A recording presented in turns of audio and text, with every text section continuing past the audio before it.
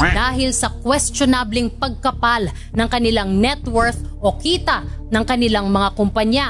At pagkatapos mabanggit ng ilang beses ang pangalan ni Martin Romualdez ng iba't ibang mga witness, Martin Romualdez, House Speaker Martin Romualdez, maliban sa mga nagbubulag-bulagan at mga pumaldo para pagtakpan siya,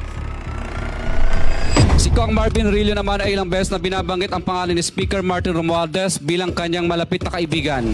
Sa tuwing umiinom kami sa Wine Story, sa BGC at Ed sa Shangri-La Mall, sinasabi pa ni Kong Rillo na lahat ng kanyang request para sa pondo ay galing pa mismo sa unprogrammed funds at insertion na inaaprubahan ni Speaker. Ang tao ni Marvin Rillo na si Bogs Magalong ang pumupunta sa amin para kunin ang pera sa aming opisina o sa Wine Story.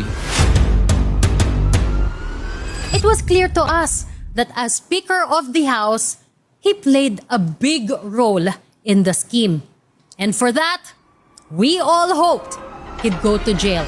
Kung makikita nyo personal, si Carla Diskaya, makikilala nyo? Yes, Your Honor. Pakituro nyo nga kung naandito siya sa loob ng session hall.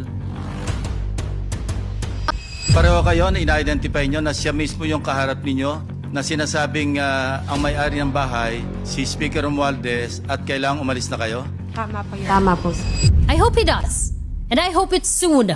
Because right now, ang mga nasa kulungan ay yung mga contractor, Happy, yes.